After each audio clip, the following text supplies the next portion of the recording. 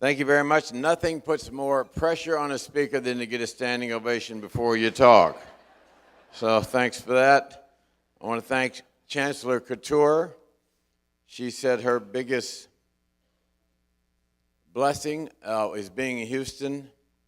The biggest blessing in my life and my wife's life is being able to be citizens and proud Houstonians and have two wonderful children who attended and benefit tremendously from the University of Houston. I want to thank Mike Paday and Bill Hickle for having me here today. I know, Mike, you've already reminded me I'm a short leash, where I got to be done by 1:30. The Cougar 100 has 650 companies apply for the top 100 fastest growing Cougar businesses, whether it be in Houston, in Texas, or around the world. 165,000 alumni, 5,000 business owners. One out of every 6 college graduates in Houston are Cougars. That's quite an undertaking, quite an accomplishment. My speech today is we all have a responsibility as business owners, as community leaders, for the well-being of our community. We all have a responsibility for the well-being of our community. And the Cougar 100 exemplifies that every day by providing jobs for millions of people.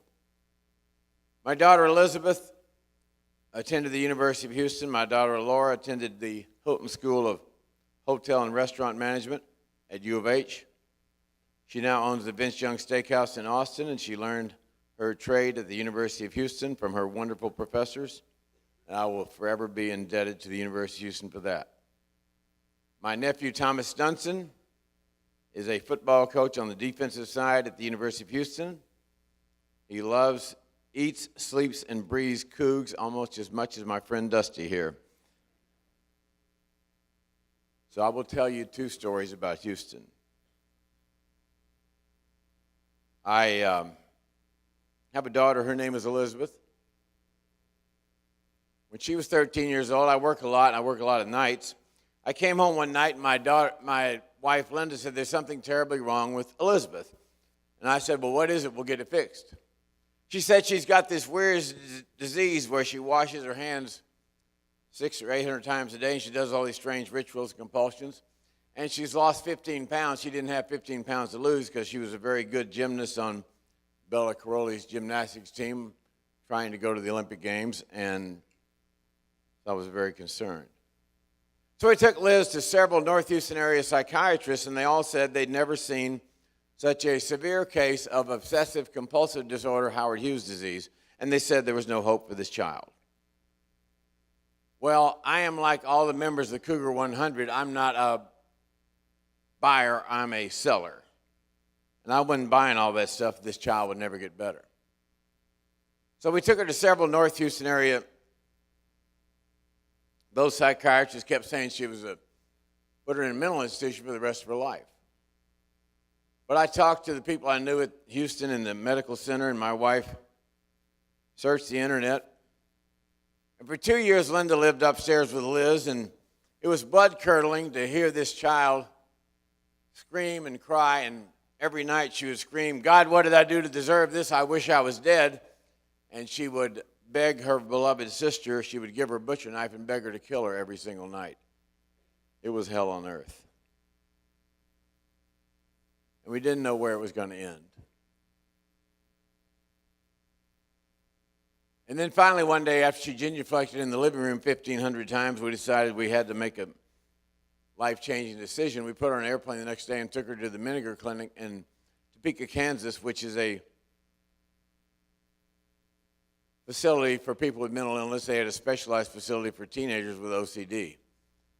I'll never forget putting her up there and putting her on that plane, taking her up there, and she convinced her sister and I that she would make herself better by working harder, and we were ready to turn around and bring her back to Houston. But my wife was the strong one. She said, no, this is the only way we're going to save her life. We've got to leave her here. So it was a cold, snowy February Tuesday in Kansas, and we left that child there that day and in this bleak mental health institution. I'll never forget leaving that day, her little face pushed up against the wall, screaming at her mother, Mom, please don't leave me here, because she felt like we're going to leave her in that mental institution for the rest of her life. You see, she felt like we considered her to be a burden or an inconvenience to the family, and it affected our lifestyle, and so we wanted to push her off to the side where nobody could see her. Nothing could have been further from the truth, but that's what she thought. And that was the worst day of our life, leaving that little child there, and we left there, our hearts were broken. And she sat down on the couch, and she was crying and uncontrollable, and this little girl came and sat down and put her arm around her and said, you know, I cried when I got here too. She said, I'm going to leave in 3 weeks, and I'm going to cry when I leave because this place has taught me how to fight this mental illness, and they'll teach you how to fight. And so Liz worked at it for 8 weeks. And she got good enough to come back to Houston and re-enroll at the public high school she went to, Westfield High School. She had been told she'd never finish high school. And she did well for a year. Then she had a terrible relapse, and she was worse than ever, and she went back to McIngvale, which at that time had moved to Houston, and stayed there for another 8 weeks. Then she got out. And one of the proudest days of our life was seeing this child walk across the stage there at Westfield High School and get her high school diploma. She had accomplished that. Then she tried college a couple times and failed miserably, and then she was able to go to Loyola University of Chicago and get an undergraduate degree and a master's degree in social work. And she said, I want to get a PhD at the University of Houston. And she came to U of H, and the course level at the School of Social Work was very, very tough, and they were very demanding on her. They were extremely nurturing to this child, and they helped her. And that's what the University of Houston does. It helps people because we all have a responsibility for the well-being of the community. And now my little child, who they said would never finish high school, who they said should be institutionalized for the rest of her life, has a PhD in social work from the University of Houston. She's a full professor at the Baylor College of Medicine, and she lectures often at Harvard University, all because of the great teachers and people she encountered along her life and the people at the University of Houston. Education makes a difference.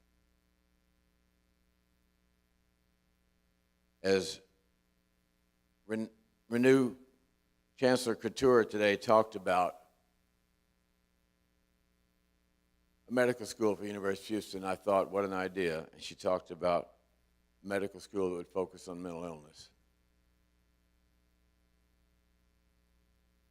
You see, mental illness is a cruel disease. No one knows who it may strike or why. Mental illness never goes away. It lasts forever. My child will always be walking on the edge of a cliff. I cannot keep her from falling. The largest mental health facility in the state of Texas is the Harris County Jail.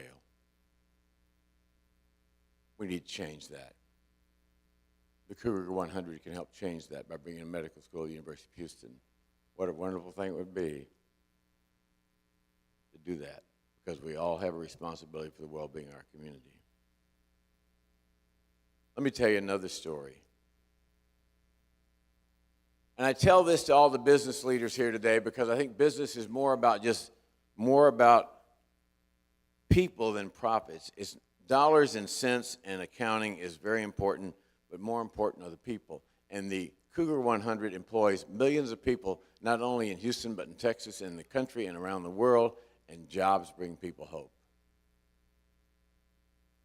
August 24th, 2017, I was at Gallery Furniture preparing for Hurricane Harvey.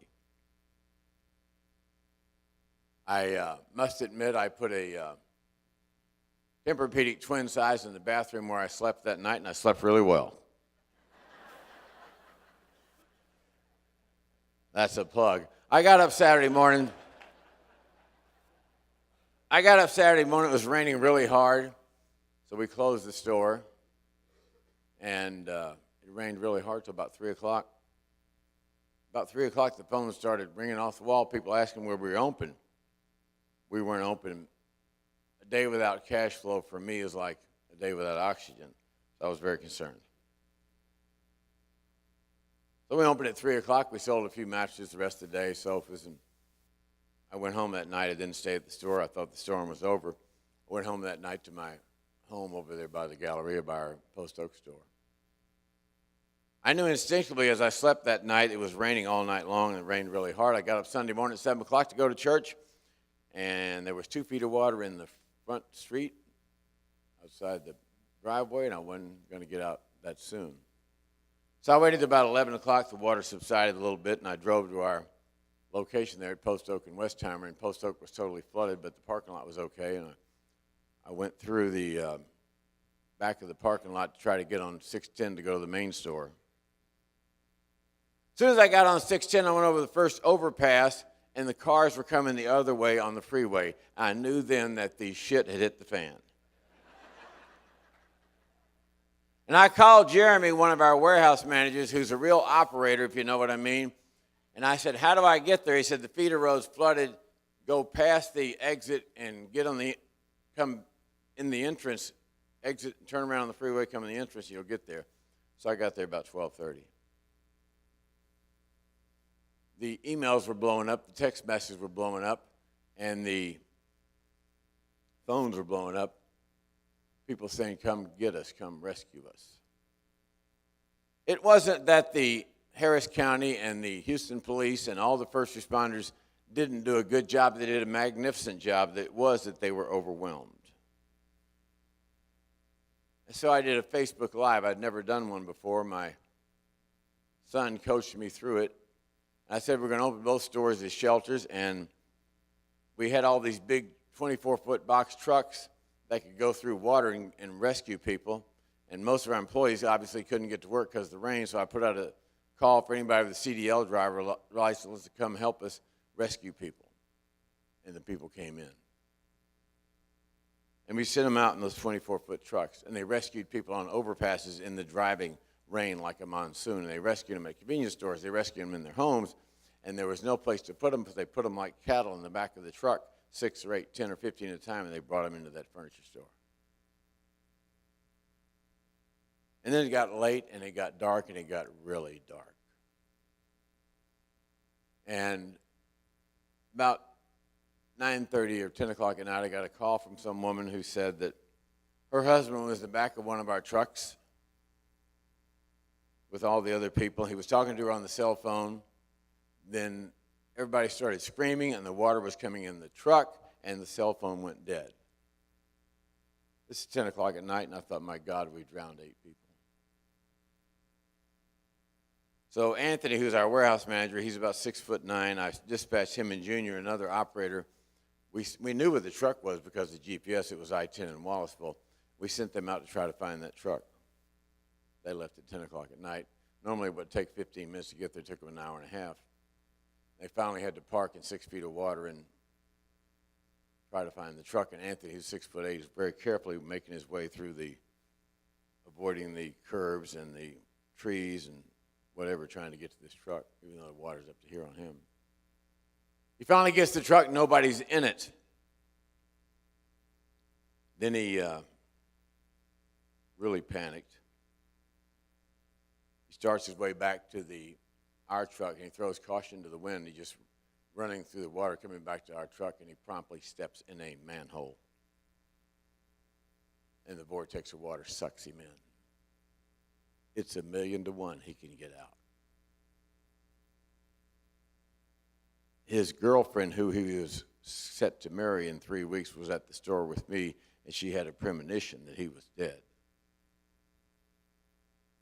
And the water sucked him in, but because he was instinctual, he stuck out his very long arms and caught himself, got up, got a breath of air, and they sucked him back down again, and somehow he got out, and his entire leg, the skin was all ripped off. He went back to the truck and found Junior, and they went and found the woman whose husband had rescued those people in the boat and taken them to George R. Brown Convention Center, and all was okay. So I'm up at that furniture store at 2 o'clock Sunday night, actually Monday morning. It was really cold in that furniture store. We had a lot of people in there asleep on the couches and the beds and whatever. About 2 o'clock in the morning, the door opens. This little Hispanic girl walks in She's wet like she's been swimming. Her parents behind her are wet like they've been swimming, and her uncle, who's with them, is wet like they've been swimming. They waded up the feeder road in 4 foot of water to get there. It's 2 o'clock in the morning. She walks up to me. She says, "Cook, cook, cook, cook, cook, cook." She's crying vociferously. She says, "Cook, cook, cook, cook, can we stay here tonight?" What are you going to say? What are you going to do? I have heard my people cry. So they stayed there. We had 200 people at both places several nights in a row. And the next day, all these reporters from the New York Times and CNN, CBS, and all these people came out and interviewed me and said, "How could you let all these people into your furniture store and let them sleep on these fancy sofas and your mattresses and eat at your restaurant and blah, blah, blah?" I said, "What am I going to do, let my people die?" But, you know, out of the 400 people who slept there, only 2 of them peed on the mattress. That's not bad. Less than the national hotel average, by the way.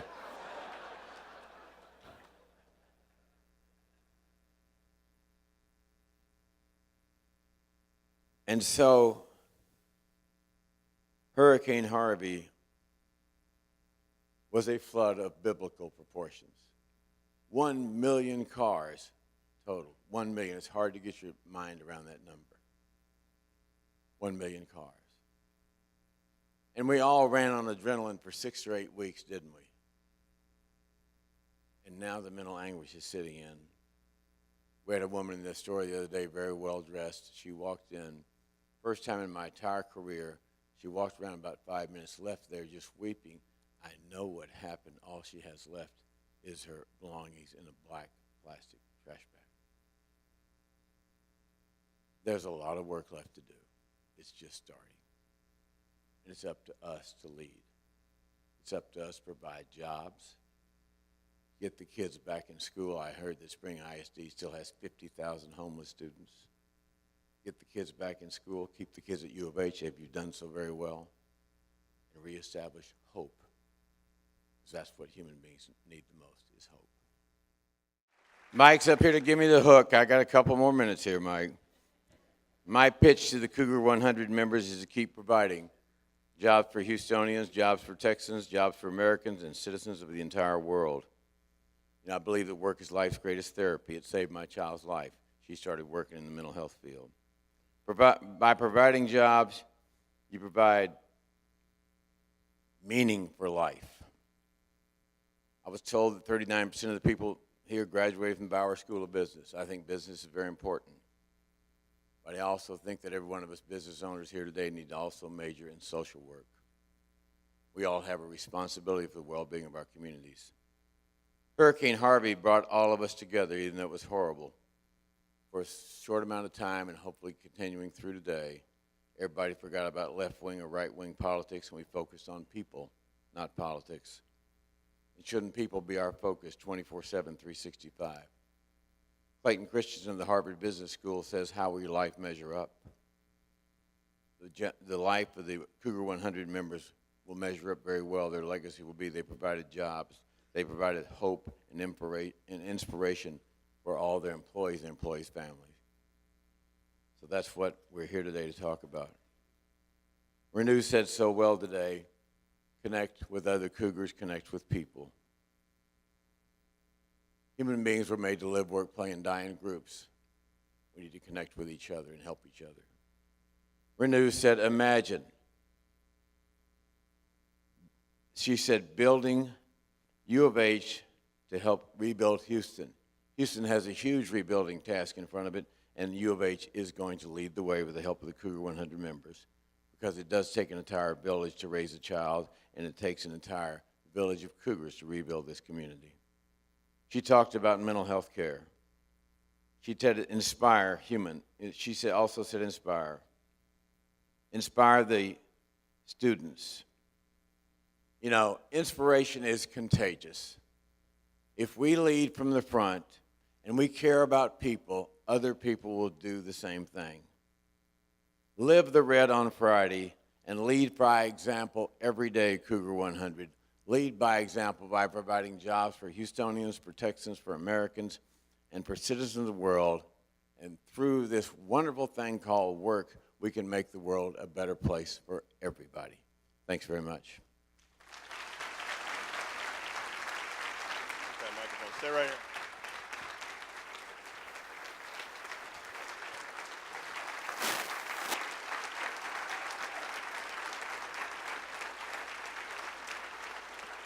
So we have a gift for Mack in appreciation of your dedication to the University of Houston 2017 Cougar 100 as a featured speaker, but most importantly for your unwavering dedication and support of the City of Houston during Hurricane Harvey. The University of Houston salutes Jim McIngvale for his continued leadership and loyalty to the greater Houston area and the residents of this great city. Thank you. Thanks, Mack.